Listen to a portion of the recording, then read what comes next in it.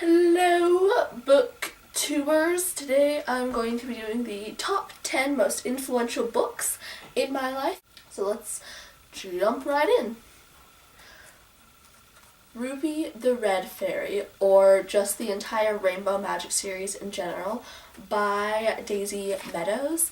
And this series is a beautiful series about fairies and these young girls who discover them and go on so many adventures, and they come in mini sets of 7, and there are like 50 gazillion books, and I own a lot of them. I'll show you after this video how many of them I have read. Next book is Into the Blue by Ben M. Baglio, and this is the first book in the Dolphin Diaries series, which is just generally what was influential. And this is the reason that I love dolphins so much, and the reason that I am a dolphin encyclopedia, basically, and the reason I got so interested in dolphins is because of these books, which follow a young girl and her family as they sail around the world and research dolphins and all their adventures, and I loved this series. There's 10 books in it. Next, 11 and 12 by Laura Miracle. These books really helped me through the years I was 11 and 12, and they talk about a girl named Winnie and all of her experience that she goes through as she ages through the years of age 11 and age 12. And I received 11 for my 11th birthday from my best friend, who's still my best friend today, and 12 for my 12th birthday from the same friend, and these books really helped me through those years and helped me with uncomfortable topics and really adjust to them and grow up properly. Very influential. The next is a series. I just grabbed a random book. This is the English Roses series by Madonna. Yes, Madonna. Now this series follows 5 young girls and their adventures in school, and they are so relatable. They are such relatable characters, and I loved this series so much. And Madonna is such an influential person within herself, so there was no doubt about it that these books had to be on this list. They were amazing to read. This is the 6th book, Being Beat Up, by the way. The next book I do not own, but I do own a book in the same series. The series is Dear Canada, which follow a bunch of historical Canadian events, and they're all diaries, and they all follow a girl in this historical Canadian event. And this one is Winter of Peril, but the one that was really influential to me was Yukon to Gold, and it was about the Yukon Gold Rush, and it was such an amazingly heart-wrenching book, and I really enjoyed it, and I read it at such a young age, and it's the reason that I connect to history or social studies as a subject, and it's one of my favorite subjects as of now. Influential book, except this isn't the book, so it feels weird saying it. Okay. The next book is not going to be a surprise to anyone. Harry Potter. Now, by J.K. Rowling, obviously. The Harry Potter series is the reason that I write today. I connected so much with these characters. I'm not going to say what it's about. Everyone knows what it's about. I don't have the first book with me, so I grabbed Deathly Hallows, because what's better than the first book but the last book in the series? And I really connected with all the characters and the storyline, and my mom read them to me at a really young age, and a chapter every night, though usually I convinced her to read at least 2.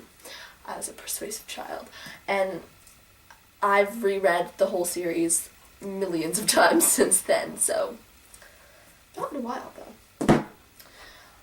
The next book is Gregor the Overlander, or The Entire Underland Chronicles, by Suzanne Collins. Yes, Suzanne Collins, the author of The Hunger Games. She wrote these before The Hunger Games, and it's the reason I read The Hunger Games, and I really enjoyed this series. I enjoyed it even more than The Hunger Games, and this is the series that got me out of my Harry Potter withdrawal stage, and they are really interesting, and my grade 5 teacher read the first book to us in grade 5, and he's possibly one of the most influential people in my life anyway, so it was amazing, and I had to pick it up for myself, read it for myself, and then read the other 4 books in this series. There are 5, and it was extremely influential and it really impacted me, and I really connected with all the characters, and I love it. The next book I do not own, or I do own, but it's not with me, it's in my school locker, but that's The Lightning Thief by Percy Jackson, or not by Percy Jackson. The Lightning Thief by Rick Riordan. This is the graphic novel version because I didn't have anything else to represent it. But these books are the reason I am so obsessed with Greek mythology, and Greek mythology is something that I really connect to, and I really believe in Greek mythology. My parents don't choose our religion for us. They believe that we should choose our own religion, and I wouldn't say Greek mythology is my religion, but I do believe in it. So, therefore, it's what I have chosen to believe in because of these books, and I do really connect with all of the characters, and I love these books. Can't wait for Blood of Olympus coming out. I'm scared, though. Someone's gonna die, and I don't want to know who it is. The second last book is Paper Towns by John Green. I read this book a few weeks ago in 2 sittings. It would have been 1 if I hadn't started the first sitting so late in the night and fallen asleep. Not because the book was boring, but because I was extremely exhausted. I was so intrigued in this book every step of the way, and I love Margot as a character, and I just really, really loved this book, and it was such a heartwarming, yet emotionally wrenching, yet beautiful, adventurous, lovely story, and it's really changed my perspective on the world and on other people and on adventure, and I love this book, and it's one of the most influential books I have ever read. Oh, thank you, John Green. Thank you. And the last book is Clockwork Princess by Cassandra Clare. Now, I read this book in 2 days. This is part of a trilogy. This is the last book in a trilogy. I hate trilogies.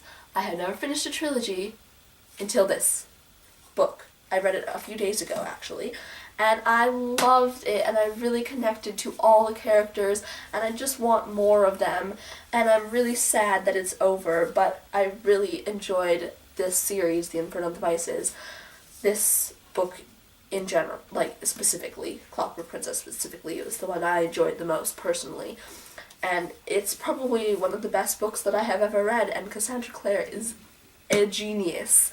I loved this book. So yes, very influential. Now, I'm gonna stack them. Okay. I'm scared.